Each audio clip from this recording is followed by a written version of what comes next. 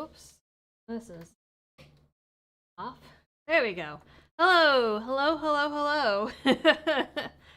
Hi, everyone, and welcome back to the channel. Hopefully, the audio is working okay. There was an issue with the mic before I signed on, so hopefully it is working correctly. All right, well, let's get started. Trashman has his his intro in, so we will hit that, and I saw some super chats already coming in, so then we'll grab those. So, Trashman says, live from the Sun and Sand State, it's the lady who is still savoring the VA victory, loving the Jersey upset, and is wondering why they let Joe out of the basement. So with those warm and cheery thoughts, here's Dolly. It's funny you say that because I actually was listening to Ben Shapiro this morning while I was on the way to take my dog to a vet appointment. And he was talking about how one of these candidates that we're going to touch on today that won one of the races, he was like, oh yeah, this guy was running, Joe Biden's 2020 campaign where basically he just sat in a basement and didn't do anything, and that's all that it took to beat the Democrats because the bar in America's politics is now that low.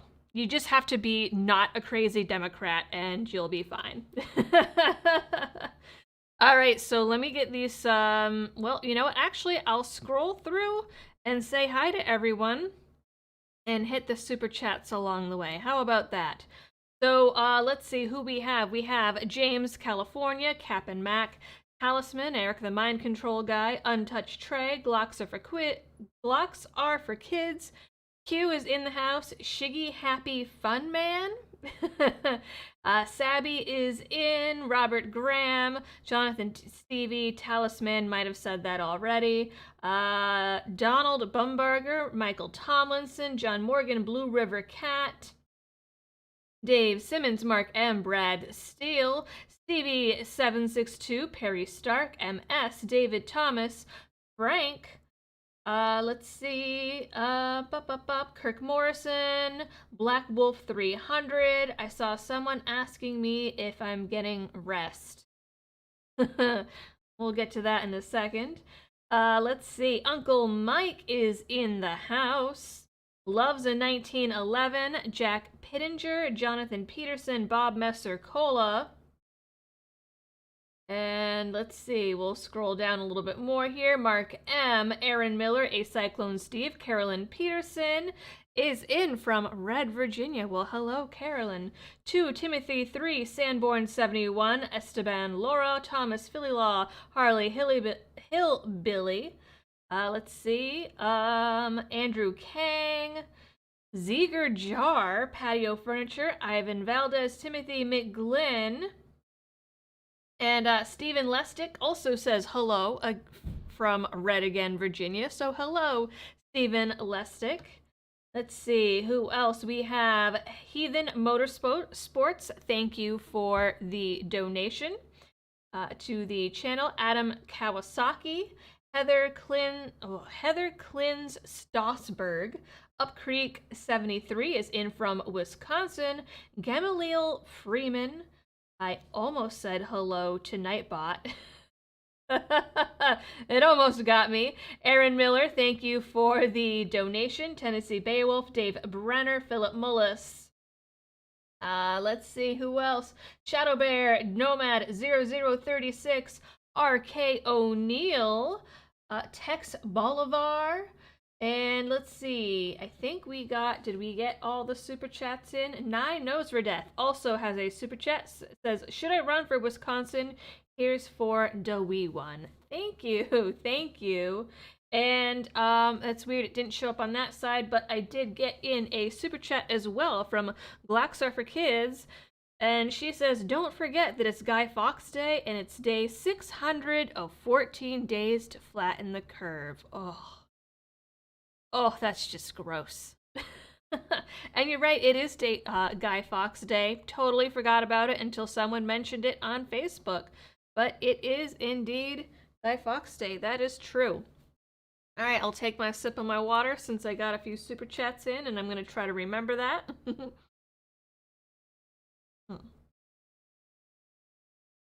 All right, so first I saw that someone in the chat, and forgive me because it was when I first logged in and before we even went live, so I don't remember who said it, but I know that it was one of the members, asked if I was getting rest. So, maybe it's evident from the amount of videos that have shown up on the channel in the last week, but maybe not. Yeah. I don't know if it's the nesting instinct kicking in or what it is, but rest has not been the order of the day for about a week now. And basically, the Jesse Meek, I see that Jesse Meek is in the house now. It says, no wonder Nightbot is so cranky, never gets any love, lol. So, Jesse actually made this point last week, I believe. He said, oh, I listed the live late last week, and he said, oh, he sent me a message, hey, just seeing if you're going live today because we don't know how many of these we have left. Turns out that is an excellent point. I am going to try to do lives as long as possible, but fun factoid, I was approached today by a stranger in Walmart. Let's see, several women at my Zumba class yesterday, the chiropractor, the trainer at my chiropractor, and the lady at the desk at my chiropractor who used to work at a NICU as a PA, and several other people over the last week, starting on Tuesday. And they all said to me something that I thought was just my imagination, because I was like, no way, this can't be the case. But they all said to me, oh my god, the baby has dropped. And then I had my midwife appointment yesterday, and she says, yep, the baby has dropped. So for those of you who don't have children, or haven't, had a loved one experience this or whatever, baby dropping means that baby is starting to get into position for labor. And for some women, it happens a couple days before labor, but on average, for first-time moms, it's 2 to 4 weeks before delivery. She dropped the second day of week 34. So, my midwife told me that she doesn't think that I'm in danger of preterm labor, which is great, but she reminded me that term is technically 37 weeks, which is in 2 weeks. So she said, well, I don't think that you're going to go into preterm labor, but remember, you'll be term anyways in 2 weeks. So I don't know exactly what that means. So some of you, if you're on Twitter, you might have seen my poll on Twitter to try to figure out, like, hey, what are other people's experiences here? Because none of my care providers are flat out telling me that I'm unlikely to hit 40 or 41. Most first-time moms go to 41 weeks in a couple of days. And no one has said that to me, I think because they don't want to be quoted later. But they're just kind of like, oh, well, you won't be preterm. And that's as far as they go. And I have a whole team of midwives, and a couple people have been like, oh, well, sometimes babies can trick you. I'm like, all right. So, yeah, Talisman says baby heading into final approach. Basically. Basically. So, my due date is December 11th. But mentally, I was telling myself it was probably going to be like December 18th or so because of 41 rather than 40. That is still entirely possible, but now I also have to consider the fact that it might actually be right after Thanksgiving instead. So, that is a thing that's happening, and my mother-in-law in particular, with the burst of energy that I've had, though my trip to Walmart earlier wiped me the fuck out. should not have gone on a Friday afternoon. But, I was going and grabbing all the things for the rest of the hospital bag. I've been packing the hospital bag. For some reason today, I decided I needed to do a shit ton of laundry, scrub the bathrooms, do several, do some dishes, do some cleaning. I don't even remember what else I did. I've been going crazy with the videos, trying to get, just loading up the channel. So, yeah, Joe just says you'll know when the the Braxton Hicks kick in. I've actually had some of those already. I get them at night in particular. So, I don't know, but yeah, so that's the dealio with that. So she might be early. We'll see. I'm gonna keep going as long as I can. Yeah, St. Miles says nesting baby soon. That's kind of what it sounds like. It's really strange. Since about last Thursday, and you guys know, like, I joke about having ADHD and how I'm all over the place and can't focus on things. It's been intense hyper focus mode from like 11 a.m. to like 7 p.m., like 8 hours a day, every single day since Thursday. Like, I wish I had my to-do list in front of me for the day, but it had 12 or 13 things on it, and they're all done except for one. It's really intense. I don't know what's going on, but that's fine. So that is the dealio with that. So we'll see what happens. Let's see. Oh, I saw I got another couple of super chats. Loves in 1911 says the best way to spend a Friday night is LD live chat. Well, thank you. Dariv's Oh, this I get it. It's the Latin. Okay, Darius Artectus says, "Hello, doll. I have my shots, but will defend the rights of everyone to be forced to get them." Yeah, and that's I'm seeing a trend of that, which is really great to see. Carrie Galloway, thank you for the super chat. Nye Noseredne says, "Sorry I missed you on the way home from Florida." Well, it's cool that you were in Florida. Paul Rome says, "I want Thanksgiving in the pool." Now, is that a literal pool, or are you guys, like, taking bets? And Sabby says, "Liberty Doll, do you have videos saved up to post when you take time off?" Not yet. That's one of the things that I was working on this week, and I went a little overboard with one of the projects. So the one that's closest to completion, which still isn't very far, it's almost fully written, is the racist history of gun control, because I thought that would be a nice video. It's not like a news item that's happening right now, so I can post it in January and that'll be fine.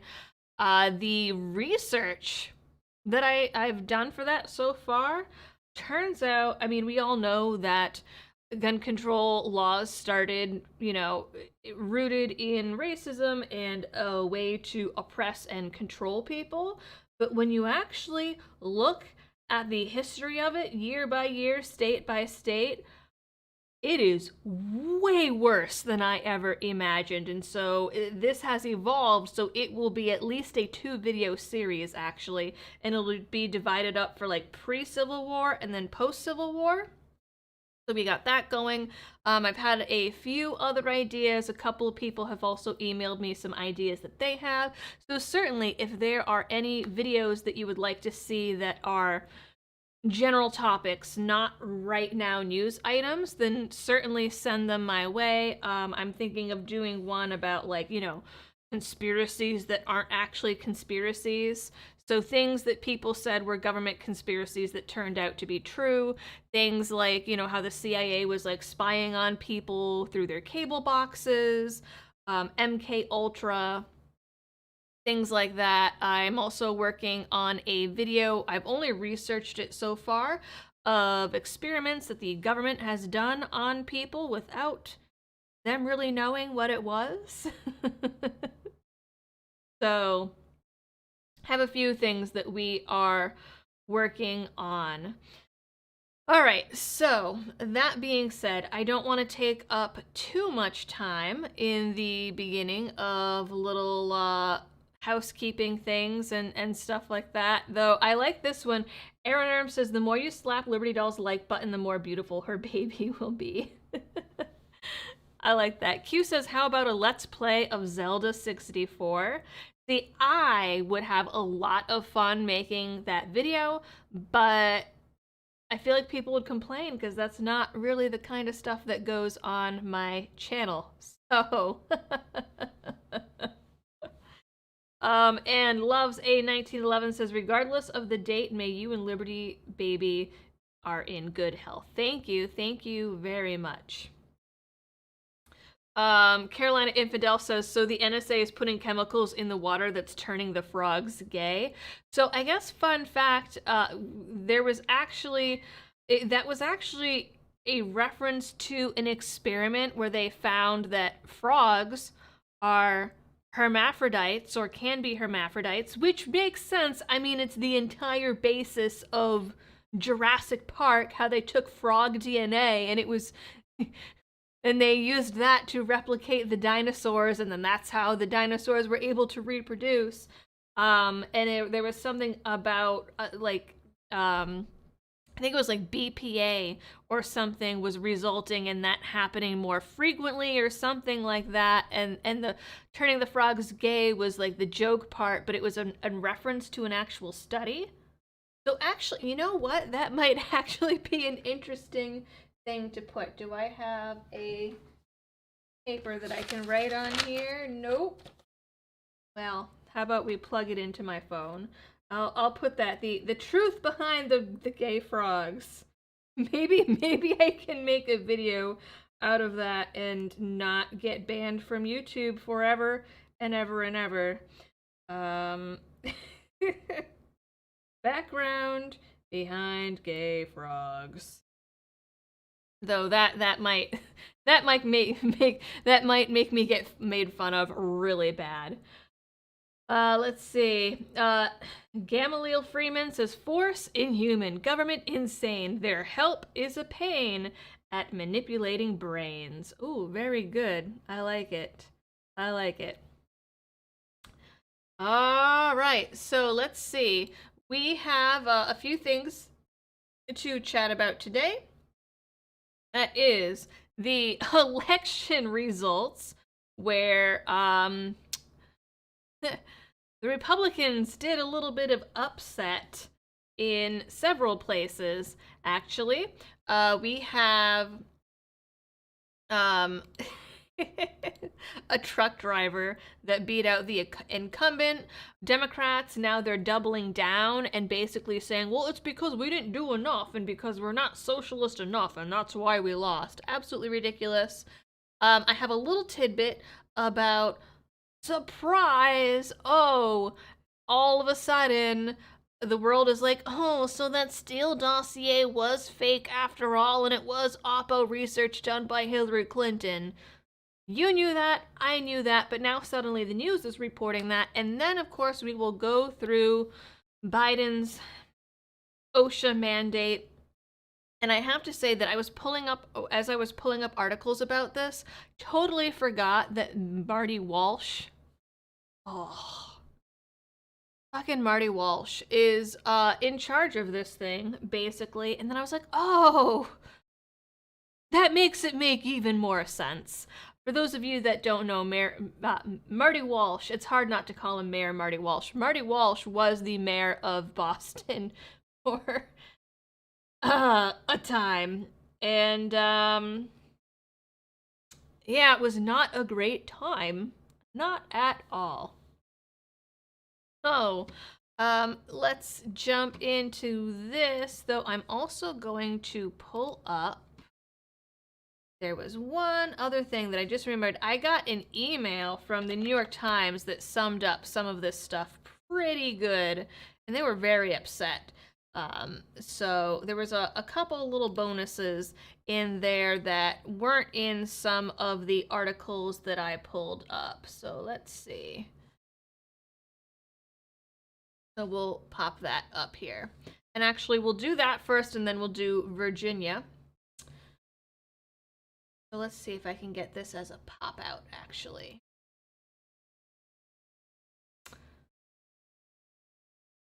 No, I totally should have done this beforehand, but I just thought of it like just now. So let's see. How do I pop this out? There we go. All right. Here we go. Let's see. Did it switch over? It should have. Okay. So this this is what started my day Wednesday morning, which I thought was great. And it's I pretty much never open these. It's one of those things that I just delete without unsubscribing forever and ever and ever. But this came in, the New York Times they'll do a little news roundup and send it in an email in the morning. And sometimes, every once in a while, I'll open it up and laugh about it a little bit. So this was the email that I had on the morning of November 3rd. It says, "Good morning. Republicans had a very good election night," and it talked about how Virginia goes red. Democrats had a rough election night. They lost the governor's race in Virginia, a state that Joe Biden won by 10 percentage points only a year ago. In New Jersey, which Biden had won by 16 points, the governor's election at the time was too close to call. They have since called it for Phil Murphy, but it was very, very close. And at one point, with 80% of the vote in, he was losing. And it says that they have some options, blah, blah, blah, some big swings. So, of course, we had Virginia. We have New Jersey, which we'll be touching on, and they mentioned that moderate Democrats had a better night than progressives, and this is important because they had this little, the left had this little moment of clarity that, wow, maybe we've gone too far left. And maybe that's the problem, and that lasted for maybe half a second, and now they're just doubling down and scrambling, trying to get votes on the infrastructure bill, and there were spending things that they had taken out of the infrastructure bill because they were so hated, basically. And now with this election night, like Nancy Pelosi is like putting it back in. And now they're rushing because they're like, oh, well, if we had just passed the infrastructure bill that clearly no one wants, then we would not have been defeated in all of these elections. Oh, goodness. So, I thought that these little tidbits here were pretty interesting. So, as far as moderate versus the far left, Eric Adams, no idea who that is, but he is apparently more of a moderate, and he won for New York's mayor-elect. And he defeated the more progressive candidates in the Democratic primary. In Buffalo, India Walton, a socialist running for mayor, appears to be trailing the incumbent Byron Brown, a more moderate Democrat who actually lost in the primary and ran as a write-in candidate. I don't know what the final outcome of that, but the fact remains that at least at one point, a write-in who lost the primary was beating out the socialist that won the primary in Buffalo. Go figure. In Seattle, a Democrat who was actually calling for more police funding was ahead of the Democrat who basically wanted to defund the police. And a law and order Republican, Ann Davison, is leading Nicole Thomas Kennedy, a self-described police abolitionist, in the city attorney race over in Seattle. This was kind of funny. They're like, oh, progressives did win some. So the new mayor of Boston is someone who's BFFs with Elizabeth Warren. Gross. And some other things. But here, let's see. I thought that this one was interesting. In Long Island, Raymond Tierney, a Republican, upset the incumbent Democrat for Suffolk County District Attorney. And the race in a neighboring Nassau County remained too close to call. So there are even Republicans winning things in New York, which is crazy. Absolutely nuts. So that was one of the first things that I got in regards to the election. And now we'll actually see. Now you guys will remember, Virginia going red is a really big deal because when it went blue, the whole thing was, the theory was that a bunch of Republicans were like, oh, well, it's red, we're gonna stay red, we don't need to go out to vote, blah, blah, blah, blah, blah. Supposedly, that's what happened. A bunch of Republicans didn't go out to vote, and then Virginia just went absolutely nuts, turned solid blue, and then that led to all of the big gun control issues. Remember how we had Lobby Day, was it 2020? Because of some of the stuff that was proposed in 2019. And I did all of those videos about what was happening in Virginia because the laws that folks were actually proposing as far as gun control in Virginia were absolutely insane.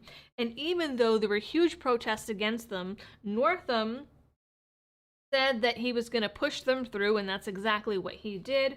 There was a couple of different assault weapons bans that were flying around that wasn't even going to grandfather in things that were owned before the law. And it was going to be like instant penalties. There were the one gun a month proposals. There were banning firearms completely in some cities and some areas. They were redefining what assault rifles were to actually include even shotguns and 22s. There was a magazine ban and all of these things. And the sheriff's department, for one, stood up against it and said, well, we're not going to actually enforce any of these laws. So then what happened is folks in the state Congress introduced and threatened to take funding away from sheriff's departments and fire sheriffs. Don't really know how they can do that because sheriffs are elected. That was one of the big things that was argued at the time. They were going to take funding away and make it so that these sheriffs that opposed these laws could never be employed in the state ever again as retaliation for not having their support. It was this huge big thing. I was actually supposed to speak at Lobby Day 2020, and then the government revoked the amount of time that VCDL would have to speak at that event. And so time slot got taken away, blah, blah, blah, blah, blah. The news came out en masse and tried to paint it as a massive white supremacy event full of white nationalists. And that actually was the first time that we saw like the Boog Boys really being vilified as well. And suddenly, oh, they were like white nationalists and racists and all of this stuff. And so that is what happened when Virginia was blue. So what we had now is an overwhelming amount of red voters came out and they voted in Virginia. And I believe that it was a record number of Republicans that actually came out to vote in this election for the folks that are going to be taking over in 2022. And so the Virginia governor election results 2021, Youngkin wins. And check out all of these counties that went red. Some of these were counties that were fighting the mandates, or not the mandates, the gun laws and stuff like that anyways, and there was a huge movement of counties in Virginia calling themselves, or declaring themselves sanctuary counties, and it ended up being most of the state at that point. But still, I mean, look at this. That is a lot of red.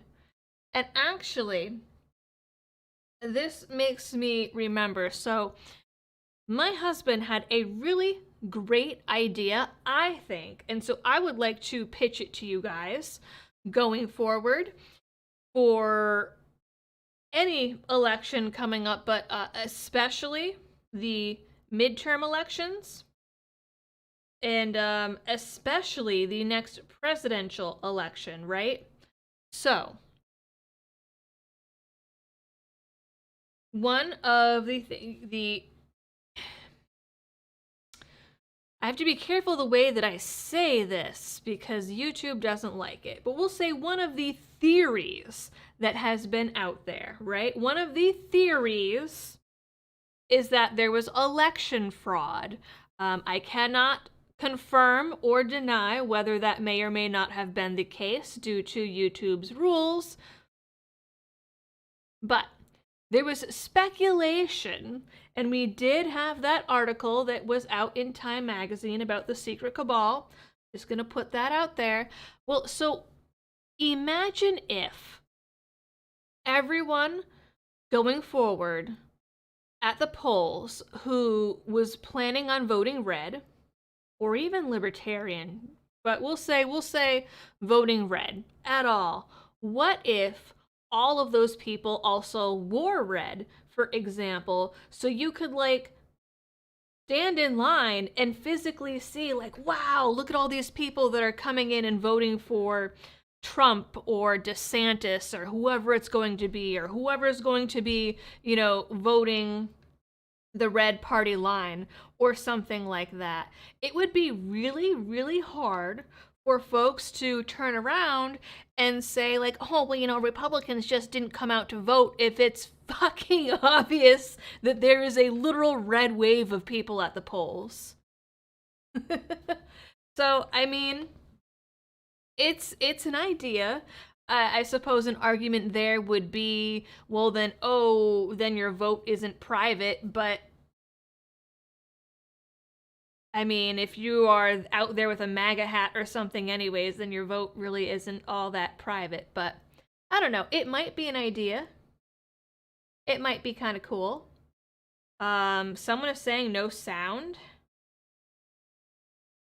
My thing says that I'm giving sound. It says that it's picking up my mic. So, I don't know. I mean, are other people having that issue? Because it shows that my mic is picking up no problem. So, okay. John Morgan says that it's working. They say the sound is good. All right, so we're just going to go with it. Sound is good. So, yeah. I mean, that was just the thought that he had, and I was like, that might not be a bad idea, because then they can't argue like, oh, no one voted for Trump, or no one voted for DeSantis, or no one voted for whatever Republican ticket, because it's like, look at the very obvious people that are like flying their colors, basically. I don't know. I thought it was a pretty neat idea. Maybe it's something that we can toss around. We've got some time to toss it around before we get there. But anyways, let's see. I keep all right, I see I got in a couple more super chats while I was chatting here. So, let's see. Rod L. Miller says, I have to correct you on one thing. Murphy called the election for Murphy. They are still counting absentees and the state hasn't called it yet. Oh, well, thank you for that correction. That's pretty important, actually. Okay. Well, I mean, that means then that's even closer than originally thought. Draco9110 says, I keep trying to say a joke about Trump and Poople Pants Biden, but YouTube keeps censoring me. Ugh, just take my word. It was hilarious. Oh, I've had some complaints about that recently.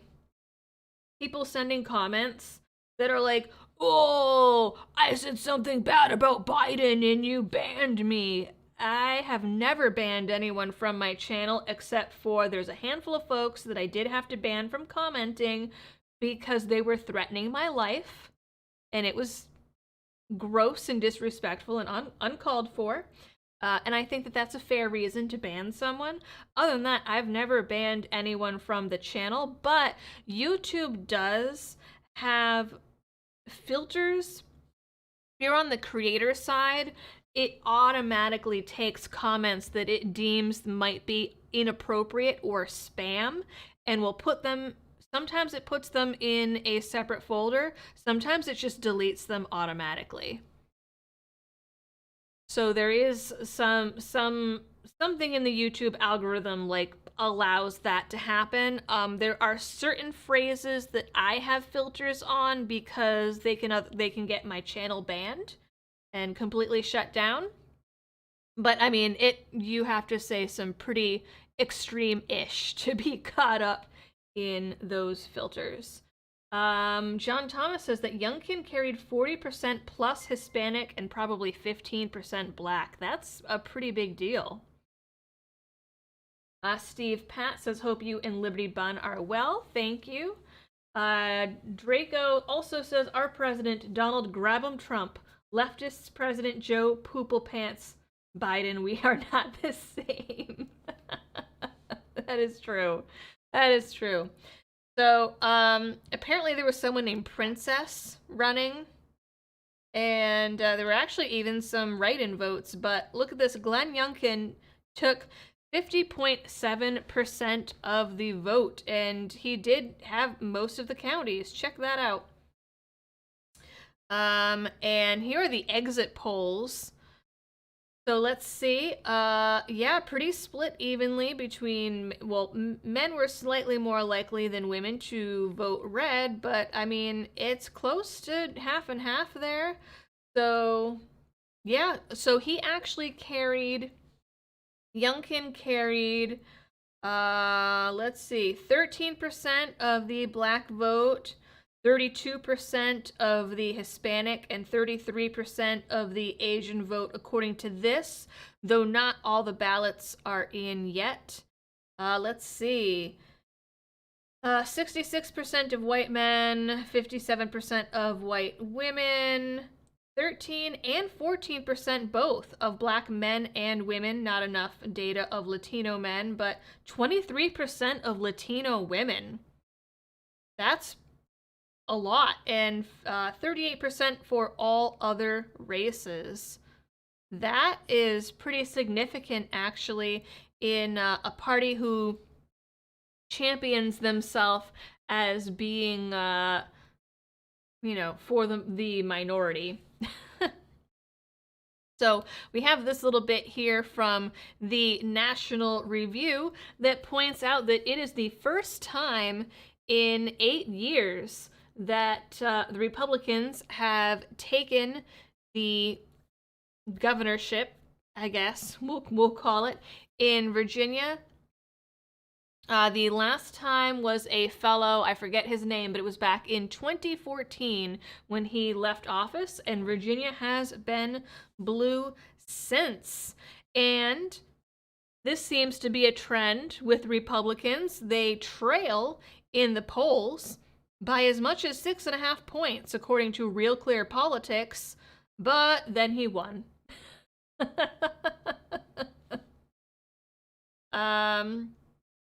So it says that Youngkin will take office in 2022 after 8 years of Democratic control of the state's executive branch and after 2 years of a Democratic trifecta of the governor, mansion, and both chambers of the legislature running the state. And that trifecta is what got us into trouble with the gun control laws.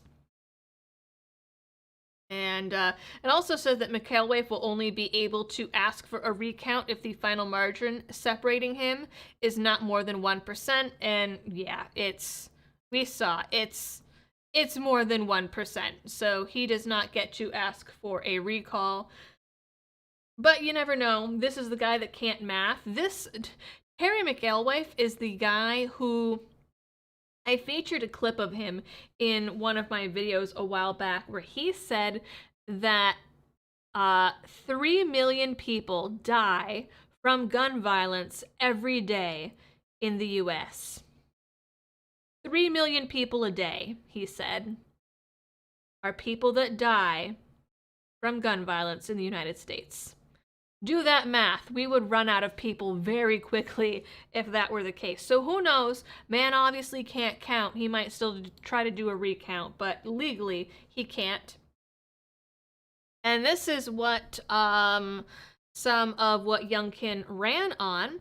The governor-elect has promised an audit of the entire state government, a more efficient bureaucracy, I don't know if there's really such a thing, but we'll go with it, and lower taxes, but the story of the race was education. While Democrats traditionally enjoy an advantage on the issue, Youngkin exploited weaknesses, they say, exposed by the refusal of the teachers' unions, aided by Democratic office holders, to return to the classroom during the pandemic, as well as concerns about racialized curricula and transgender policies.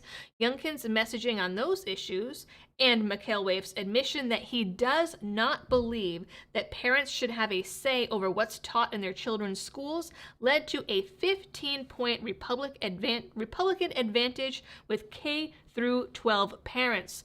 So what we are seeing here, and we are seeing in some of the other races, like the folks on the school board level in several states got absolutely annihilated. They were crushed.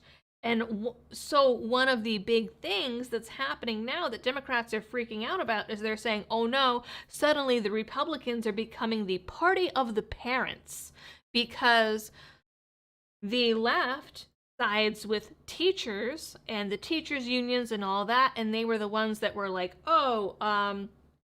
we shouldn't reopen schools because it's not safe and the teachers don't feel safe, so we're not going to reopen schools, and the mask mandates in schools, and mark my words, pretty soon vaccine mandates for kiddos in school for the hokey pokey. Remember, that's what we called it last week because we're not allowed to talk about it anymore. There's going to be hokey pokey mandates in schools pretty soon. Mark my words, it's coming. And also, critical race theory. I see some people are saying in here like, oh, math is racist. Yes, it was one of the big education organizations in Oregon that put out this ridiculous training about how math is racist. And I wrote a video on it and I never filmed it. Maybe I should. It's a little dated at this point because I mentioned a specific date in it, but the fact of the matter is it included things like how teachers should allow black students, only black students, to submit their homework via TikTok, and how they don't actually have to show their work or use actual numbers because it's making an assumption that there is a right answer in math, which is an example of white privilege and whiteness. It was really insane, and it was part of this training packet that the education department in Oregon put out to the teachers of something they wanted to implement in the classroom. Absolutely nuts. We have this critical race theory. We had one of the biggest teachers unions in the entire country that overlooks education in the entire country say that critical race theory needs to be taught in schools. They flat out said it, and they said that it needs to include critiques of capitalism, and it needs to be anti-capitalist, anti-imperialist, I don't even remember what else, but it was a big deal. It was a big upset, And then, of course, now we have all of these op-eds coming out from the left saying, well, parents don't have a right to decide or have input in what their children are being taught in schools. Parents don't have any rights when it comes to schools. It's the government's choice and the teacher's choice, and that's it. And the left is supporting that narrative. They are dying on that hill, as we can see, and then we have folks like Youngkin coming in and saying, no, no, no, no, no, no, no, no. That is not the case. And I mean, we had with COVID this huge, huge immigration out of the public school system into private schools, charter schools, and homeschooling. Huge, huge breakout years now for homeschooling because parents wanted a say in what their kids are learning and a say in their education. And quite frankly, at this point, that's really the only way to get it, is to homeschool or like maybe a Montessori school. But the system as it is right now, that's really the only way you're going to have any control or say over what your children get taught in school. So what we're seeing now with Youngkin and a few of the other folks is the Republicans are now becoming the party of the parents, as they call it, which traditionally has been the left. And the left, that is like the one thing that the left is freaking out about. Everything else, they're doubling down. And so that's it for this article. And then this article over from AmmoLand talks a little bit more about... So here is actually the map that I mentioned of the Second Amendment sanctuary counties, the counties that became sanctuary counties in 2020, late 2019, early 2020, because of the gun control that was being proposed in the state Congress and was reinforced by Northam. And I want to see, actually, I'm willing to bet that the maps are pretty similar. Let's see if we can put them side by side here. And yeah, look at that. They are pretty much a mirror image, just about. So the green are sanctuary, Second Amendment sanctuary counties. Here, let me bring this up a little bit higher so it's easier to see. So the green are our Second Amendment sanctuary counties in Virginia, and then we can see that the map of who came out and voted red is very, very similar. We have here is a little bit different, and we have these guys still voted blue even though they're sanctuary counties, but that's about it. The two maps mirror each other really well, actually, which is cool that they included that.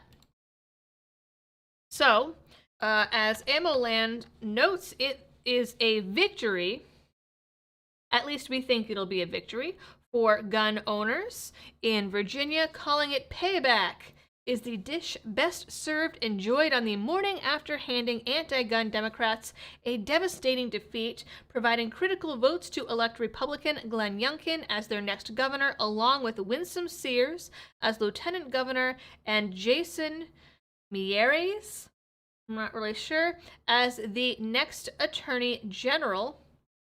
Topping that off, Republicans have apparently narrowly recaptured the House of Delegates in Richmond. According to the Richmond Times-Dispatch, this could open the door to a rollback of extremist gun control policies adopted by Democrats and anti-gun Governor Ralph Northam in 2020. And it notes how in January of 2020, there were over 20,000 Second Amendment activists that went to Lobby Day. And they were ignored, basically. And so Winsome Sears, who is the new lieutenant governor, is the first black woman to win a statewide race. She's a Marine Corps veteran, and she previously served in the House of Delegates and even grew up in the Bronx, and yet is posing with a rifle and a little NRA logo. Imagine that. It'll be tough for the left to spin that as racist and white supremacist, but I am sure that they will find a way. And so this is what we have for New Jersey. So Murphy, it says, is the projected winner, and it says that 90% of the vote is in, but there's still almost 300,000 votes according to this. So, but this is different from what, let's see, who was it that said that in the super chat? Rod L. Miller said that Murphy called the election for himself and they're still counting absentees and the state hasn't called it yet, according to Rod Miller. This is what NBC News is saying. They had the best graphics, so we went with them. So they have it. So it seems like, I mean, this doesn't add up though, because if this is how many of the votes are counted, that doesn't add up. I don't know. I don't really understand what this chart is here, but they're calling it for Murphy. And the early in-person votes were pretty close. And actually, election day votes were 62% Republican for Ciattarelli. Not sure if I'm saying that right. But I mean, look at, even in New Jersey, we have a bunch of red counties here. And so right now, they're saying that there is about a 2% difference, is what they're saying right now, but they're saying that that's with 90% of the vote in. And they do not have it broken down here in exit polls. They just have it as is. Another fellow who won, I think this is great. A truck driver with a few $1,000 and an iPhone just toppled New Jersey's most powerful lawmaker. So this is about Edward Durr and how he won over the New Jersey Senate President Steve Sweeney. And it was originally reported that he only spent about $150 on his campaign. It turns out that it was closer to $6,000. Because the $153 was not a full accounting of everything, but this guy is just a random 58-year-old truck driver from New Jersey, and I saw an article earlier saying that he even was denied a gun permit in the state, so I'm assuming that is something that he's running on, but I kept this open so we could watch one of his little campaign ads here, so hopefully this will work. We're gonna try this. This is supposed to give you guys the desktop audio. We'll see if it works. Hello, my name is Edward Durr. I'm running for New Jersey State Senate. I've lived here all my life, raising my 3 kids. In 2020, my opponent sat by and watched as Governor Murphy forced nursing homes to take in COVID-19 patients, resulting in the death of over 8,000 of our seniors. He remained silent as Governor Murphy, with his lockdown and mandates, forced the closing of over 1/3 of our small businesses, costing New Jersey families thousands of jobs. He has done nothing, as 7 out of every 10 moves are leaving the state, placing a heavier burden on those of us who remain. The Senate President has spent 20 years in Trenton. Higher taxes, increasing debt, and a rising cost of living. We deserve better. New Jersey, it's time for a change. So together, let's end single-party rule. Vote for me, Edward Durr, for Senate.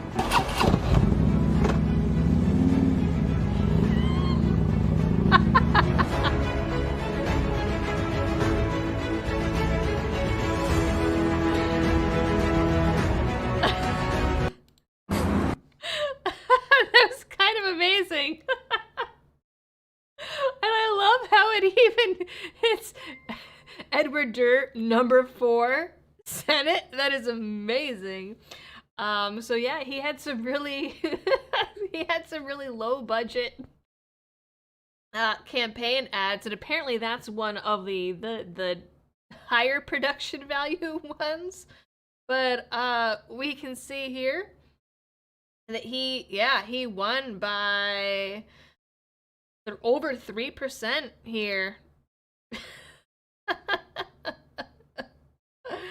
That is amazing. And that was for, let's see, I don't know if it's just that county or what that they're showing, but here we go, the election results.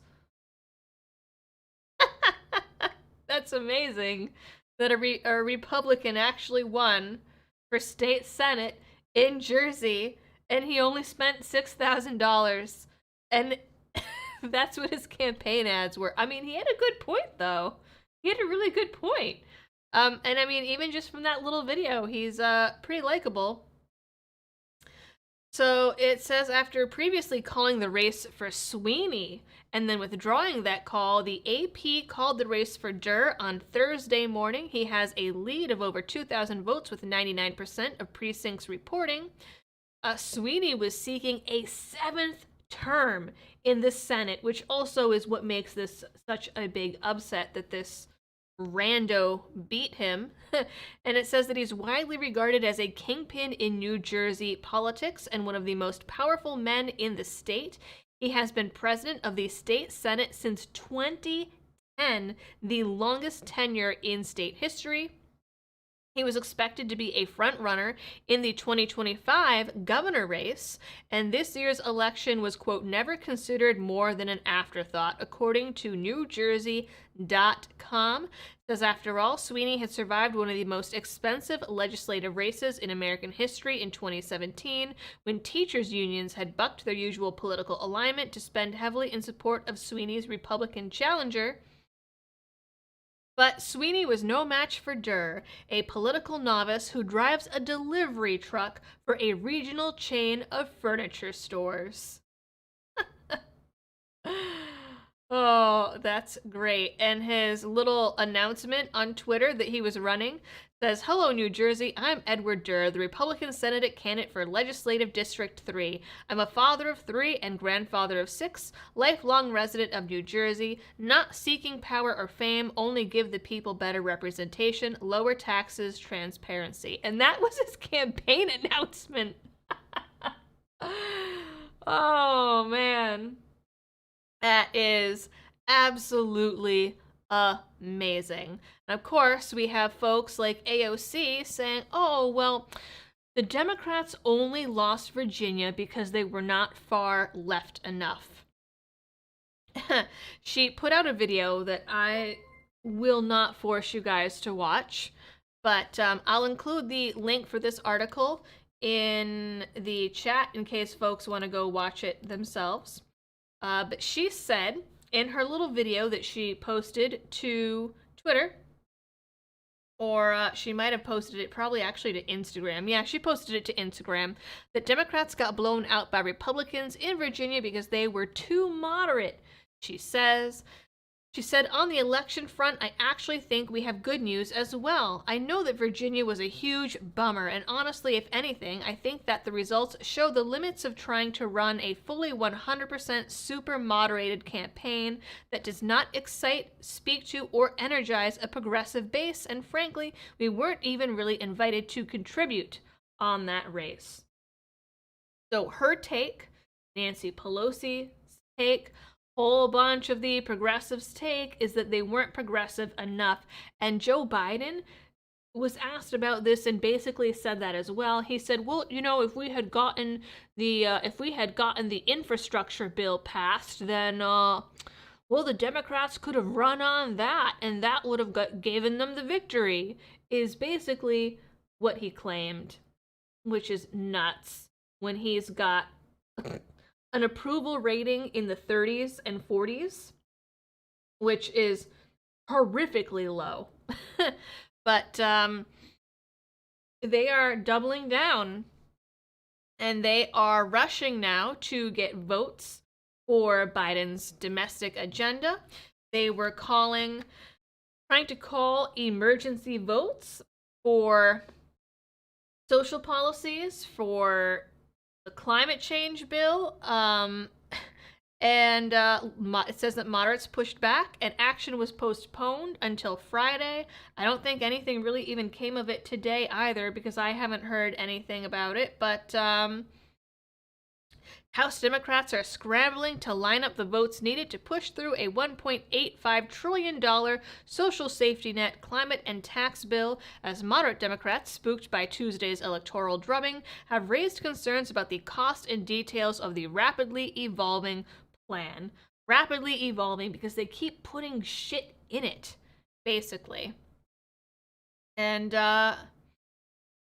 she said, Nancy Pelosi said that she wanted to hold a vote on it, and they just keep putting more and more and more things in it. This bill is 2,135 pages. This spending bill. Absolutely insane. And it's got, like, forced paid leave, universal pre-K, all of these horrible things in it, and they're like, oh, well, it hasn't passed, and that's why we lost in these elections. Okay, sure. We'll go with that. We'll say that's what it is. John Thomas says that Pelosi postponed it until, quote, before Thanksgiving. Okay, thanks. Pickle Jars for Hillary says, vote for me and I will lower the drinking age to 18. For some reason that actually made me want pickles. Emma Goblin Miller says it's all pork. Yeah, I mean, it's a gigantic pork barrel bill. I mean, and budget bills like always are, but this one's really bad. Some of the stuff that is in it. Andrew Kang says to tax AOC. I like that. I like it a lot. Let's see.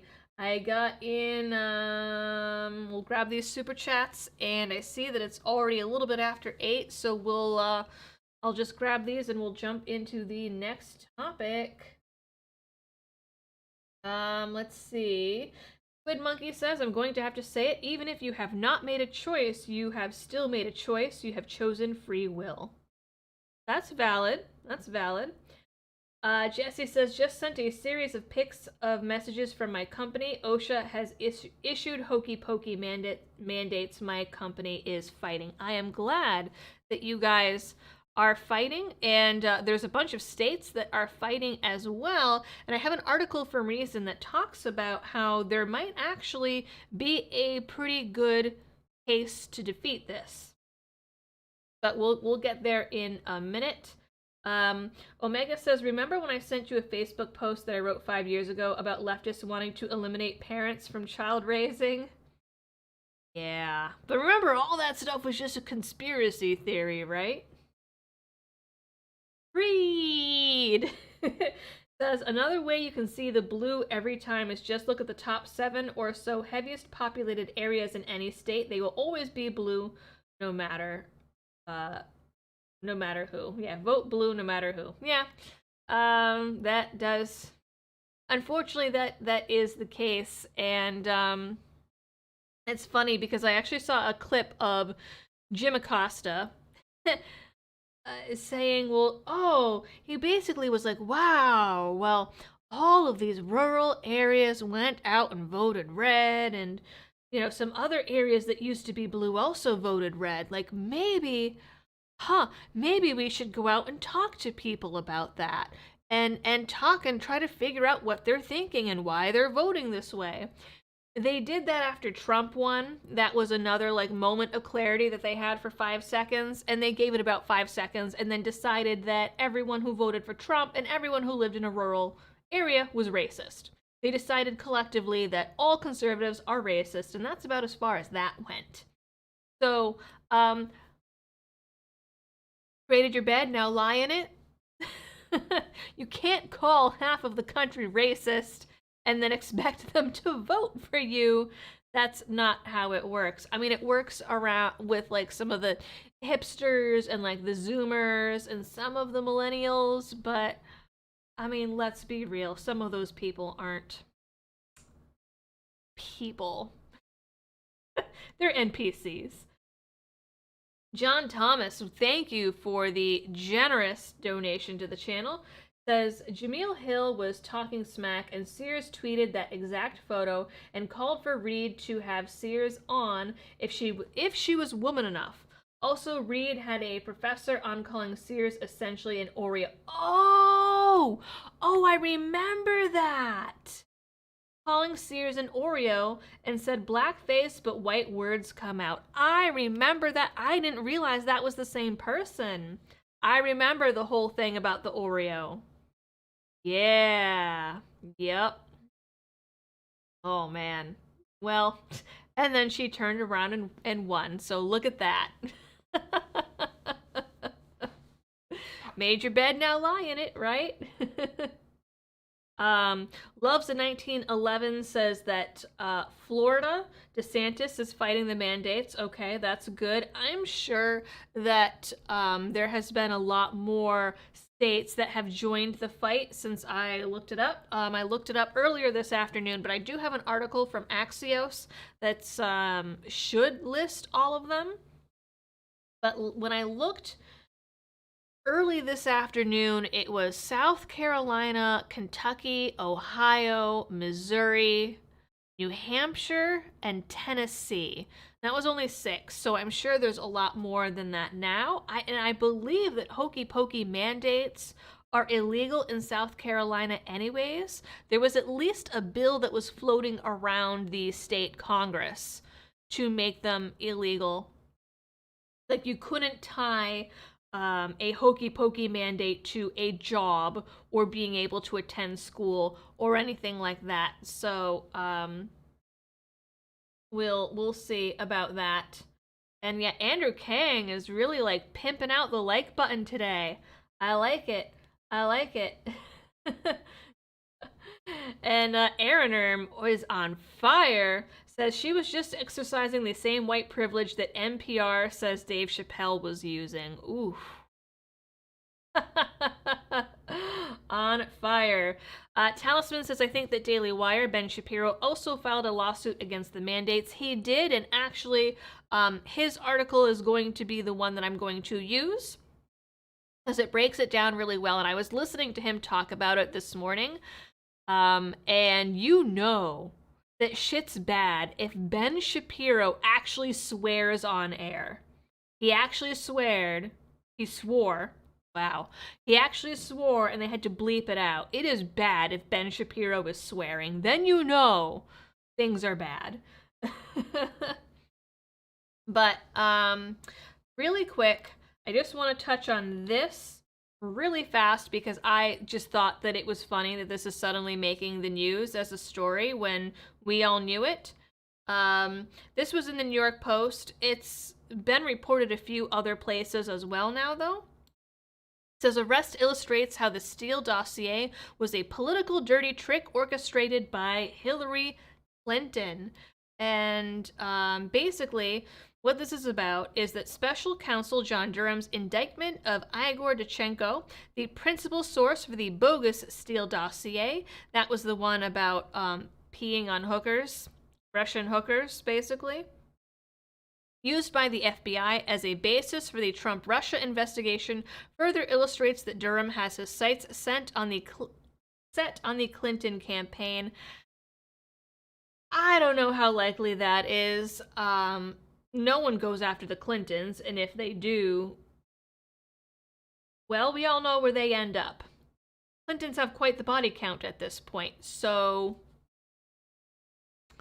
the folks in this investigation might not want to end up suicided. We're gonna see where they go with it, but Dichenko has been charged with 5 counts of lying to the FBI in interviews during 2017 as the Bureau struggled in futility to verify outlandish allegations that Donald Trump and his campaign were clandestine agents of the Kremlin. Those allegations were compiled in the so-called Steele dossier, which the FBI relied on in obtaining surveillance warrants from a secret federal court. And it says that the dossier was generated by the Clinton campaign. Its principal author was former British spy Christopher Steele. This reads like a really, really bad, spy movie or spy novel. Steele's main source was Dichenko, a Russian native based in the United States who worked at the Brookings Institution, a Washington think tank whose former president, Strobe Talbot, is a college friend of Bill Clinton's who worked in the Clinton State Department. Boom, boom, boom. And so I will put this in the chat as well for any folks who want to read the rest of it, but that is that's the big bombshell information. It's really not that much of a bombshell because it's stuff that you and I already knew, but the bombshell part about it is that dude has actually been arrested and it's being reported in the news. M. and Galati says that Hillary has more confirmed kills than Chris Kyle.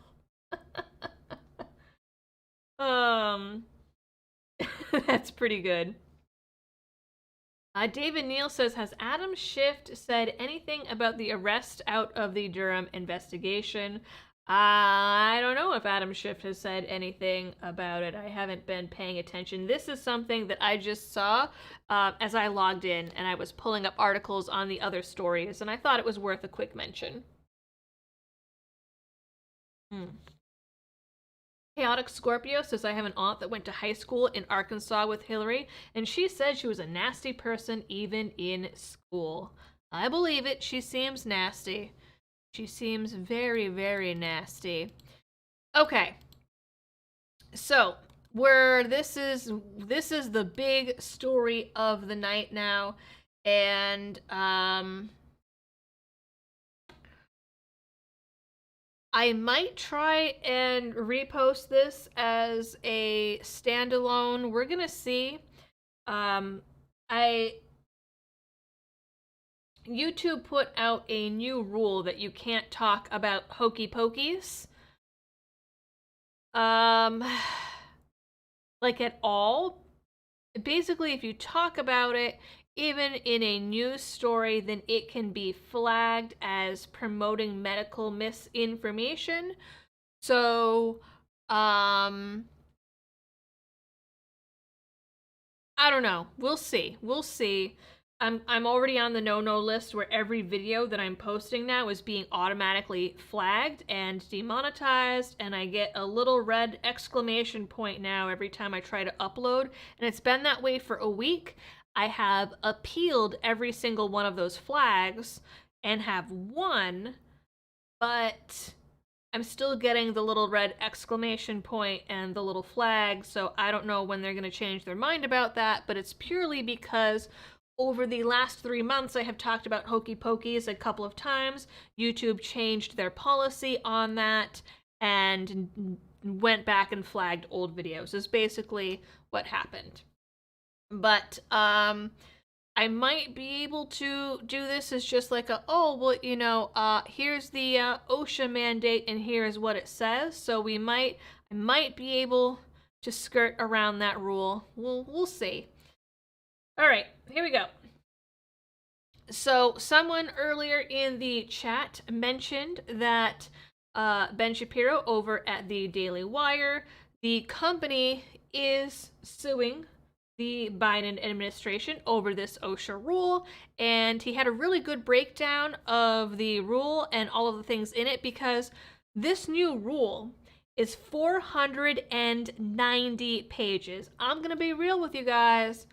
I'm not sitting and reading through a 490-page OSHA rule. I just ain't nobody got time for that when there's a baby on the way. But So I figured that he would be a really good source of information since he and his team have combed through it and are working with um, a couple of different law companies and freedom companies to bring a lawsuit against the administration. So I figured that they would be a pretty good source for what's in it and what about it is so problematic. So here we go from the Daily Wire. Biden vaccine mandate for private employers, everything that you need to know. Should probably say that differently if I'm going to do this as a separate possible standalone video. Biden hokey pokey mandate for private employers, everything that you need to know. The Biden administration unveiled a sweeping federal labor rule on Thursday, requiring private employers with at least 100 employees to assure that all of their employees are fully hokey pokeyed against COVID-19 or submit to regular testing and wear a face mask. So this is the mandate that Joe Biden had mentioned, I believe back, I think it was in August at this point. It was a couple of months ago, and that was when his already kind of meandering and dipping down approval rating tanked completely into the toilet and has not recovered since. But this is the mandate that he said he was going to put out. This is the mandate that we saw in the Hornady video. And some of the other companies out there that have been saying that they were going to be subject to a mandate, but they didn't have the details. This is that mandate with the details. So, the new rule represents a virtually unprecedented government intervention between employers and the people they entrust to carry out their business every day. Here are the facts that you need to know. So this is broken down really nicely.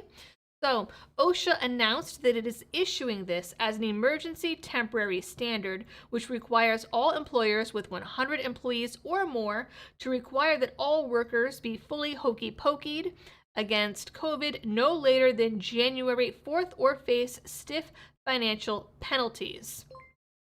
So this goes beyond a lot of these other companies, like Hornady, for example, when they had their mandate before they backed down, had a date of December 8th. A lot of these companies are putting a December 8th deadline, which is before the actual deadline that we have now, which is January 4th. The OSHA rule, which applies to most of the US workforce, I believe it's about 2/3 of the US workforce, requires any employee who chooses not to get hokey pokeyed to submit to weekly testing for COVID and to wear a face covering while on the job. So that would be even if they're testing negative and the job knows that they have tested negative and they do not have COVID, they will still be forced to wear a mask while at the workplace. There are a couple of exceptions to this.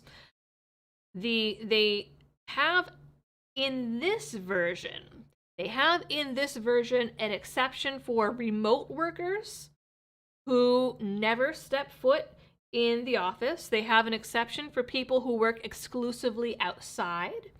And there is an exception for eating, drinking, or if you are alone in a tiny little 4-walled office with a door. They specifically say a small space with like 4 walls and a door if you are alone. But OSHA is already talking about how this is really going to come in phases. So this is phase 1. Phase 2 is going to be with no exceptions for testing and no exemptions for masking. And phase 2 is also going to include companies of under 100 employees. So this is eventually going to encompass the entire workforce if this is allowed to stand. Now, while this rule is not requiring the hokey pokey and masks for people working remotely at home, the healthcare one does, because I have several friends that work in healthcare that are working remote that are required to have their hokey pokeys as a condition of employment because of the like Medicare reimbursement. That was the other mandate that Biden put in, and that was when he announced this mandate, and he announced, well, OSHA's going to be making this, he also announced the medical mandate that was tied to Medicare and Medicaid reimbursements for healthcare workers. That's something entirely separate. So healthcare workers, even if they're remote, have to be hokey pokeyed. That rule is different from this OSHA rule. So, the rule also allows employees seeking an exemption for medical reasons or who have a sincerely held religious objection to apply for an exemption. OSHA instructs employers to deal with these requests on a case-by-case basis. One of the things that I have seen that the federal government is requiring is if people do seek out a religious exemption, then they have to sign a paper and testify that they won't take Tums, they won't take Tylenol, and there's a list of a couple of dozen medications and over-the-counter treatments, because a lot of what the folks are using as the religious exemption is that fetal cells have been used in the testing of the hokey pokey, and that's kind of what they're going on for the religious exemption. And so the federal government and a lot of employers are now requiring people to swear an oath that they won't use any other medication or treatment that has ever utilized fetal cells in the mechanism of the medication or the testing or creation of the medication or treatment. So they're they're really trying to beat people into submission here. And then of course with medical exemptions, there was a story a few weeks ago about some doctors and a chiropractor that were just signing off medical exemptions, and they got caught and audited, basically. All right, so the government's definition of full hokey pokey is anyone who has received 2 doses of either the Moderna or the Pfizer mRNA hokey pokeys, or 1 dose of the Johnson & Johnson hokey pokey.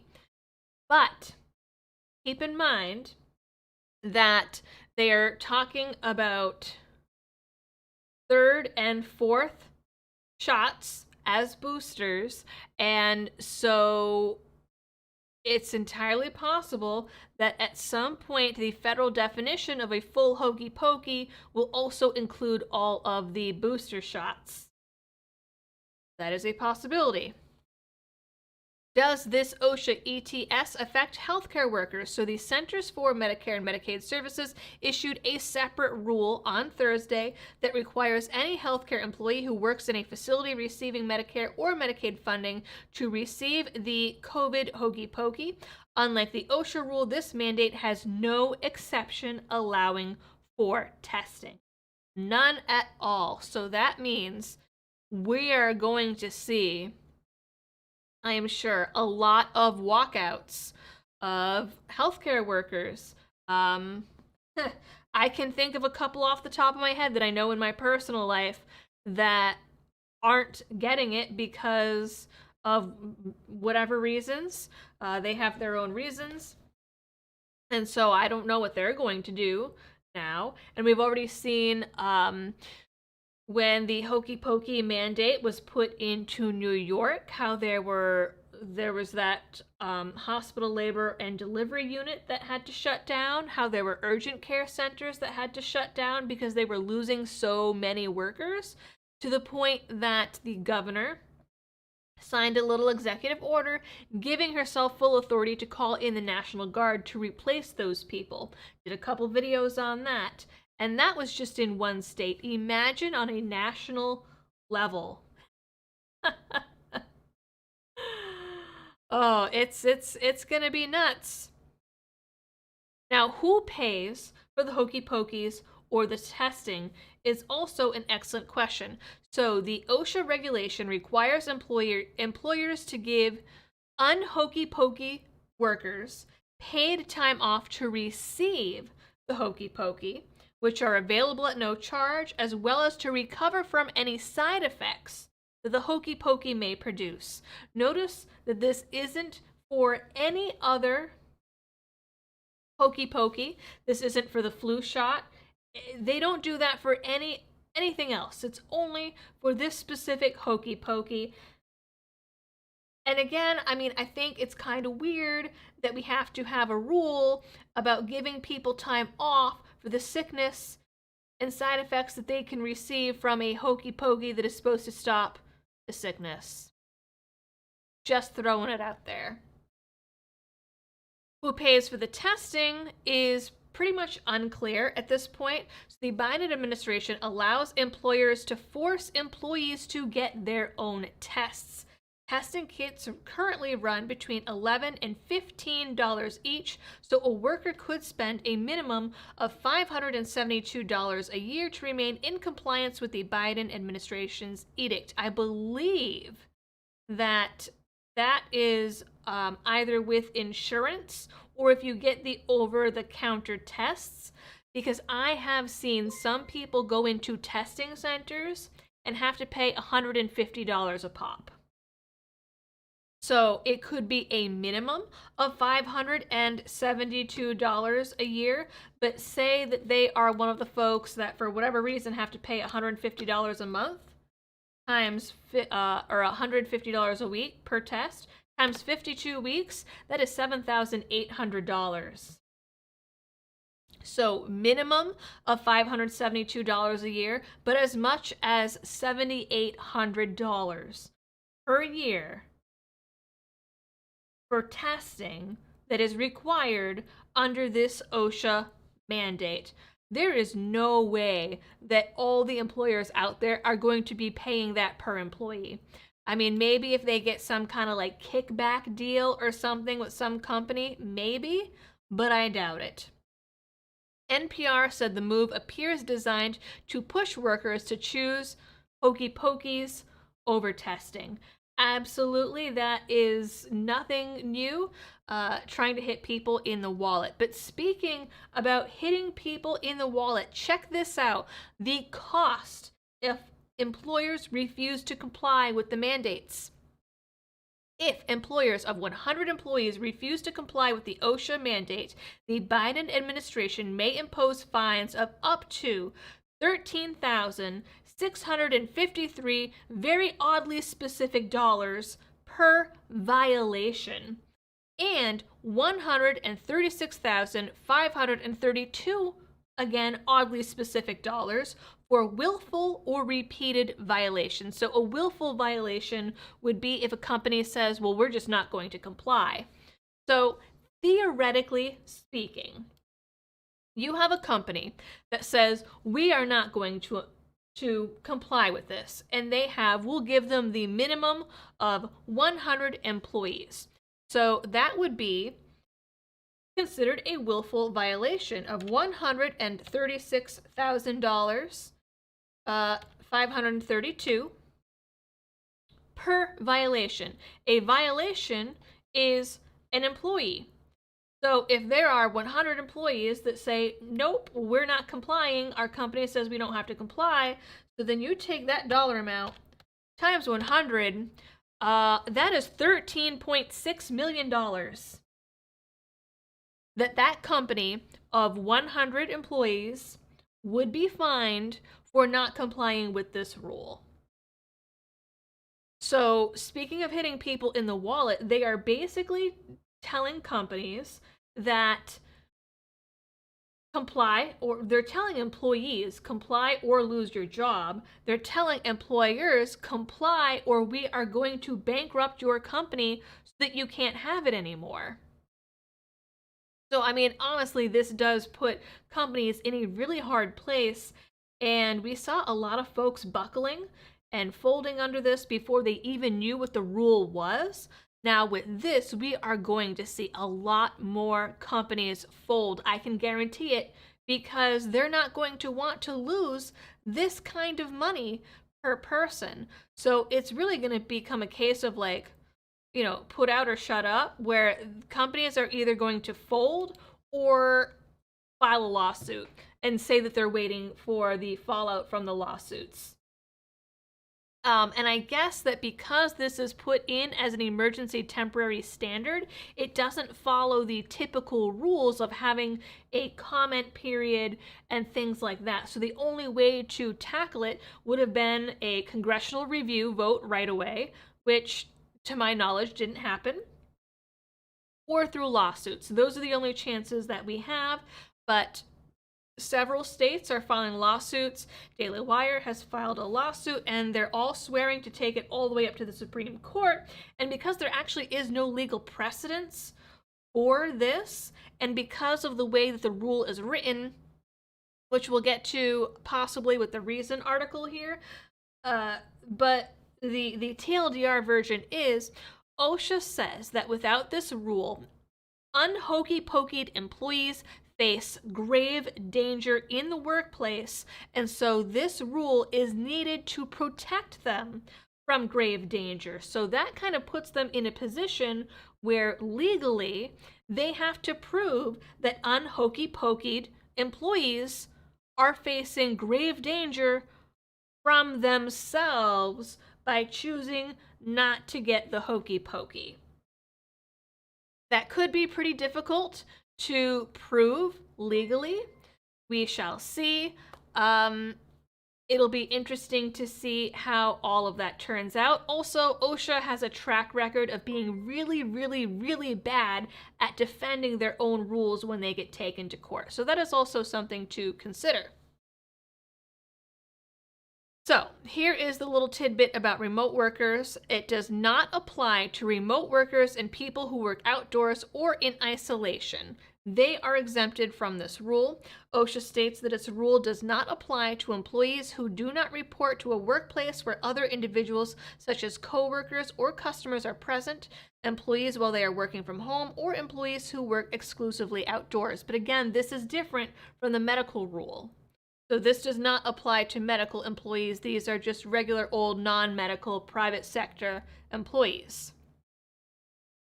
So private businesses of the scale discussed in the ETS employ an estimated 84 million people. According to the Biden administration, the CMS rule, so that is the Medicare-Medicaid rule, apply to an estimated 17 million Americans who work in over 76,000 healthcare facilities. So this together is the 2/3 of the U.S. workforce that I quoted at you guys later. So it is 2/3, in fact, of the U.S. workforce together fall under these two rules. That is huge. Now, how many companies currently have mandates? This says it's impossible to know, but a recent survey of more than 1,000 companies found that only 13% currently required all employees to be hokey-pokeyed, while 66% said their employees are not required. We will see if that still stands now that they see the amount of money they could stand to lose. They have until January 4th, or else they start facing those financial penalties. And I don't know if it says it in here, but the way that this would be enforced is that companies are going to be required to throw HIPAA out the window and ask employees about their status, get proof of that status, log that status, and keep updated databases about that status that OSHA is going to send people in to check on and audit. So OSHA is going to literally send people to companies of 100 employees or more and check their records and check their databases and check their reports to make sure that this is actually happening. So I think that we have a twofold issue here. Number one, we have the government looking for more control, which they always do, but also they're looking for money. This is a money grab. If we consider that figure of a standard little 100 employee company and a willful violation per employee and that $13.6 million, that will add up quick. Think about that. Think about how much revenue that would generate. And that's what so many government policies are really about, revenue generation. It's a money grab, 100%. So if you want to read the exact wording, it says it will not be published until Friday. There is an unpublished draft legislation that's available online, and the text is finalized. You can read it at the Federal Register, which is now up. So, oh, I forgot to post that earlier. So here is the Federal Register link for folks to read it if they so wish. But again, remember, it is 490 pages long. So have fun with it. Now, in the news, Biden is saying, well, this is not a mandate. That's not what this is all. It is about saving you and saving unhokey-pokeyed workers from themselves. So basically, he's saying, well, yes, so at this point, anyone who wants to receive the hokey pokey, ages 5 and older, are legally eligible to do so. And there are plenty of places that they could do so at this point. So at this point, if you have not had your hokey pokey, you probably don't want the hokey pokey and you have made that choice. Well, he is saying that basically this is required to protect you from your own choice. And of course, as I mentioned earlier, Secretary of Labor Marty Walsh, good old ex-mayor of Boston, was the official that was tasked with overseeing the mandate. And he said, again, that it isn't a mandate. He added that those opposed to taking the hokey pokey should take a deep breath because the federal government imposed the sweeping new top-down rule in order to keep them safe. That's what he says. And he also says that, well, you know, it's a really big deal that the Federal Register version allows but does not require employers to let employees who do not want to have the hokey pokey to be tested. See, that is a gift that he gave all of us, that ability to be tested rather than just kicked out of your job. But that is an option that he's giving employers. Doesn't mean that they'll necessarily take it. He says that really what OSHA would prefer is to not even give that exemption at all. And he says that the ETS openly promotes the preferred and more protective hokey pokey provision. He said, quite honestly, I think that a lot of the companies already with 100 or more employees already have some type of hokey pokey program, and a lot of times it's a mandate. This is not a mandate. This is a hokey pokey or testing, and I think that that's something that a lot of the people who are anti-hokey pokey and saying they don't want it, I want you to take a deep breath and hear what I'm saying here, because I think it's really important to understand it is about keeping people safe, including folks that don't want to get hokey pokeyed, to make sure that they're safe. Part of me wants to watch this video just to hear him actually say those words in his thick Boston accent, but we're not going to go that far. And this talks about the legal actions. So 11 states immediately moved to sue the Biden administration over the mandate in the 8th Circuit Court of Appeals, calling it unconstitutional, unlawful, and unwise. The Biden administration's new hokey pokey mandate on private businesses is a breathtaking abuse of federal power, says Texas Attorney General Ken Paxton. Biden's new mandate is bad policy and bad law, and I'm asking the court to strike it down. And of course, We have the Daily Wire. I mentioned they are filing a lawsuit as well. And let's see, as religious ministries, our clients cannot in good conscience force their own employees to violate their deeply held beliefs regarding hokey pokies, said David Hacker, director of litigation at First Liberty Institute, who also filed a lawsuit on behalf of 3 ministries, and that is Daystar Television Network, the American Family Association, and Answers in Genesis. So we also have religious organizations filing lawsuits. And the Alliance Defending Freedom is working with Daily Wire as well as 2 other seminaries that have filed lawsuits. So people are really going at it. We have here a list from Axios. It should be a full list at this point of all of the states that are suing. So at this point, it is more than 15. It says across the U.S. have filed lawsuits against the Biden administration over its federal vaccine mandate for companies with at least 100 employees. Hokey pokey mandates. Sorry, YouTube. More than 15 states are filing against the hokey pokey mandates. So, attorneys generals in 11 states filed a lawsuit on Friday against the administration, calling the mandate again unconstitutional, unlawful, and unwise. The states participating in the lawsuit, as of the writing of this article, are Missouri, Arizona, Montana, Nebraska, Arkansas, Iowa, North Dakota, South Dakota, Alaska, New Hampshire, and Wyoming. The lawsuit was primarily brought by 10 Republican attorneys general. Iowa's Democratic Attorney General, Tom Miller, also joined in the suit. On Thursday, there were also 3 other states, Ohio, Kentucky, and Tennessee, that sued the government just hours after the mandate was announced. The plaintiffs say that Biden signed an unlawful executive order, adding that our system does not permit agencies to act unlawfully.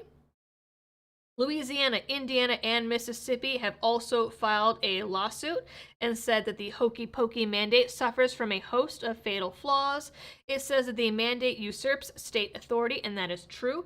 The individual states are the only level of government that are allowed to put out any hokey pokey mandates at all.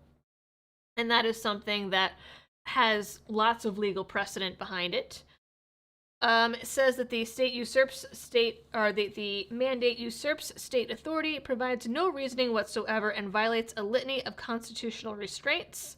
Last Friday, Texas sued, even before the actual rule was put out. And it doesn't list it here, but South Carolina also announced today that they were going to be joining the lawsuit as well. So this has not been updated since then, but the South Carolina Attorney General has also put out a statement. Indiana's Attorney General plans to file 3 separate lawsuits. One is the one filed with Louisiana and Mississippi, one challenging the mandate for federal contractors, and another against the hokey pokey mandate for those working in nursing homes, hospitals, and institutions that receive funding from Medicare and Medicaid. So he is going after all 3. Georgia state officials said that in October, they also plan to file a lawsuit along with South Carolina, West Virginia, Idaho, Alabama, and Kansas. And of course, DeSantis over in Florida said on Thursday that the state will also be filing a lawsuit against the administration after the mandate is published in the Federal Register. So that is quite a few states. And they're saying that it's only Republican states that are doing it, but it says right in their article that at least one of those states, Iowa, is run by a Democratic Attorney General, and that he is joining in the lawsuit. So this is just the start. This is in the 24 hours, really, give or take, 24, 36, since the mandate was officially put out into the ether for people to see. And real quick, we will touch on this article over at Reason that I'll also put in the chat for you guys, because it talks about some of the legal flaws. And basically, it talks here about some of the details of it and how, so there's already some companies that are requiring, but it says that the rule is bound to provoke lawsuits, and it is, by some businesses and trade groups. I'm going to make that a little bit smaller so it's easier for you guys to, so it gets on the full screen there. And OSHA's poor track record in defending prior emergency standards suggests this one may be legally vulnerable, according to Reason magazine. And the reason for that is that it covers, again, 2/3 of the nation's private sector workforce, and it says that it will protect more than 84 million workers from the spread of COVID on the job, and that the disease poses a grave danger, quote, to employees, and immediate action is necessary to protect them. So that is part of what's going to be challenged in court, is that wording. The language tracks the statutory requirements for an ETS, which bypasses the usual rulemaking process, allowing OSHA to impose regulations that take effect immediately. OSHA's determination that COVID in the workplace qualifies as a, quote, grave danger is subject to judicial review, and so its assertion that the specific policy it chose is necessary to address that danger.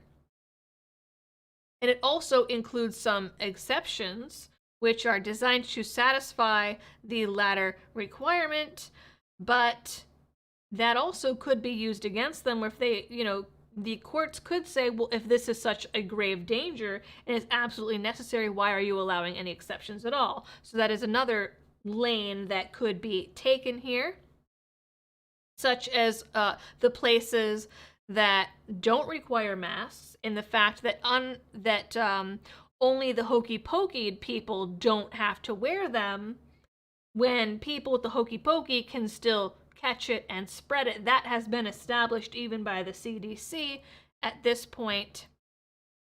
And then it talks about some of the requirements. So the requirements, some of the things that weren't mentioned in that Daily Wire article, is the weekly testing, but also if someone leaves work for any reason, then they also have to be tested within 7 days before returning to work if they've been away from the workplace for a week or longer. So say someone takes a vacation, they have to get tested before even coming back to the office within 7 days. They also have to tell their employer promptly, provide a notice when they receive a positive test or are diagnosed, and employees who test positive must be removed from the workplace immediately and allowed to return only after they test negative, comply with isolation requirements, or present a recommendation to return to work from a licensed healthcare provider. And that is for people with the hokey pokey and without. So that part covers everyone. And again, that it does not require the actual employers to pay for the testing. If employees have to foot the bill for testing, which might amount to $150 or so a week, that was the number that I gave you guys earlier. So that is a number that's also floating around other places, and that will provide an actual, like an added hokey pokey incentive, they say, even though that's not the official goal. And it mentions the hassle and discomfort of wearing a face mask all day, although officially a safeguard aimed at protecting coworkers likewise will encourage employees to get the hokey pokey because of the stigma, because employers must ensure that each employee who is not fully hokey pokeyed wears a face covering when indoors or when occupying even a vehicle with another person for work purposes. And again, these are people who have already been tested. We know that they're negative, and they're still going to require a mask in these situations, presumably just to shame them into complying. So, legal challenges could argue that OSHA is implicitly conceding that testing and masking of unhokey-pokeyed employees is not truly necessary, In the example that OSHA offers, 5% of a company's employees are entitled to reasonable accommodation. In terms of risk, that situation is indistinguishable from a workplace where 5% of employees simply choose not to have the hokey pokey. So that is another legal argument that could be used. And there are several others that it goes into with all of the legal jargon. So really what it's going to come down to is those arguments, but also whether or not OSHA actually even has the legal standing to institute this kind of rule when it has never, ever been done before. And OSHA is justifying it by saying that the benefits outweigh the unconstitutionality of it, basically, by saying the agency estimates that the rule will save over 6,500 worker lives and prevent over 250,000 hospitalizations among employees over the course of the next 6 months. And it says that the mortality and morbidity risk to employees from COVID is so dire that the grave danger from exposures to COVID is clear. So we'll see if that statement helps them or hurts them in the long run with these lawsuits, but it's going to be really interesting to see what comes of these, how far they get. There are several companies and even states that have pledged this to take it all the way to the Supreme Court. So I suppose Biden could still try to pack the court at this point to get ahead of it. That is a possibility, but we shall see. All right, I'm going to, wow, it is late and I have not made dinner, so I'm going to grab super chats and we will wrap it. So let's see. Okay. We'll go all the way back here. Jesse Meek says, you know you're doing something right when they wave the flag at you. Yes. And I know that there were some people I saw in the chat again. This was a thing that came up last week asking if I'm going to go to other platforms. I'm already on several other platforms. They're listed in the description of every video all the way at the bottom. The main issue with that is, like, yes, I'm on all of those other platforms, but they don't have the same audience size and pull as YouTube, and they also, for the most part, do not monetize videos. So, that does not make it it makes it a good way to get the information out to other eyes that occupy other realms of the internet, but it does not help keep the literal lights on that you can't see because they're not on screen. But those platforms do not help pay the electricity required to, like, run this computer and the lights and things like that. So there's some pros and cons there. I am not at a point where I can exclusively go to any of those other platforms without them instituting some kind of monetization, unfortunately. Squid Monkey, thank you for the generous super chat. Says, now imagine the people that are making the laws don't read the bills pushed for the laws either. That is true. And also, federal employees don't fall under this rule either, which is convenient. This is the law, and a mandate is not a law. Neither is OSHA a lawmaking body. They can only enforce law specifically delegated to them. Look it up. Yes, that is also one of the legal arguments that's being made in some of these lawsuits, that OSHA just simply does not have the authority to do this. So we shall see. Loves a 1911 says, my beliefs for religious exemption are my beliefs alone and protected by the First Amendment. That is true, but government does what it wants, basically. Nobody says, threats made by the guy who lost Afghanistan. I don't care. That is valid. That is valid. Jesse Meek says, I wonder what they will do when a company says, nope, not going to make them get hokey pokeyed and aren't going to pay for your damn fines either. Call out the National Guard, maybe? Not fucking likely. Well, that would be an interesting scenario, wouldn't it? To see that play out. You never know. Maybe there was someone out there that will test that theory and we'll get to see how that unfolds in real time. Robert Maxwell says no hokey pokey. Gito463 says, I saw the hokey pokey and I turned myself about. They jabbed me in the butt on my way out. Oh, I like that. That's good. Oh, that's really good. And Jesse Meek says, wow, who would have ever thought that the hokey pokey really is what it's all about? Go figure. We always knew. Oh, goodness. Oh, I see there's some people saying some stuff in the chat that's pretty funny that I can't say on air, involving rock, paper, scissors, and some other things. All right, so let's see. I think that is all of them. I think that's all the tips and the super chats and all of that fun stuff. So we went quite over time today for me being an exhausted woman as well. Aaron Erm says, every time Liberty Doll says hokey pokey, I hear Madonna singing hanky spanky. Ugh. And John Thomas says, good luck getting goods to market with 1/3 of the truck sidelined. Yes, I did see a headline about that. I have not read it yet, but I said that it could affect 1/3 of truckers as well. So, I mean, this is going to have some massive, massive implications that are going to affect a lot of things across the entire economy. It's gonna be rough. Pickle Jars for Hillary says, baby bump time. All right, this has become the tradition, huh? Move my blanket out of the way. All right. Ooh.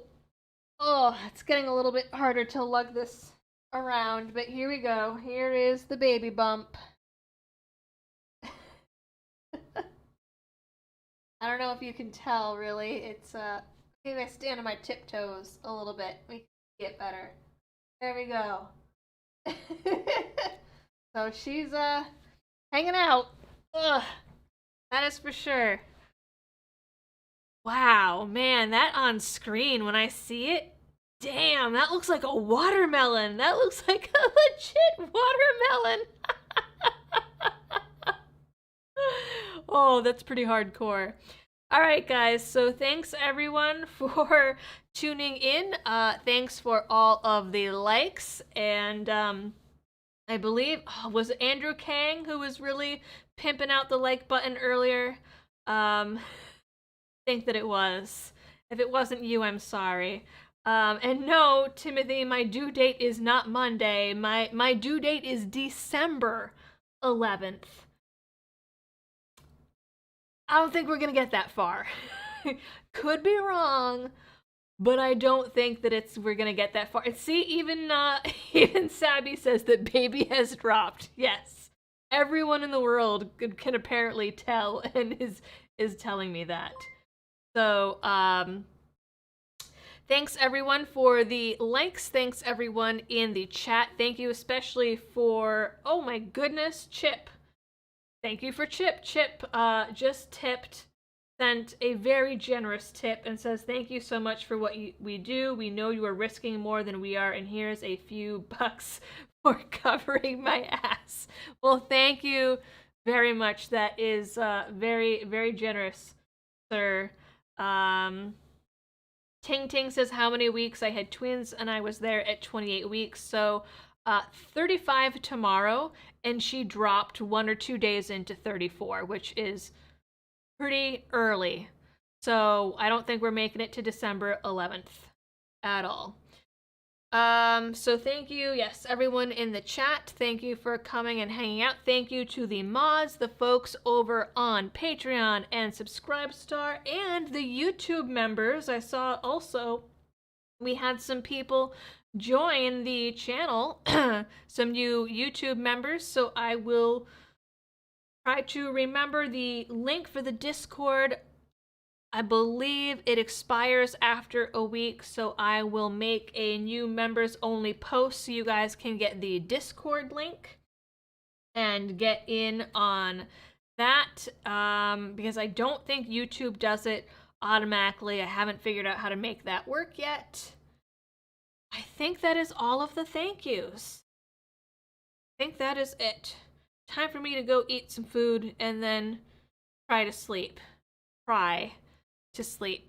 So everyone, I will see you at the next video and the next stream, because we're gonna make it at least 2 more weeks to full term, and then we'll see what happens there.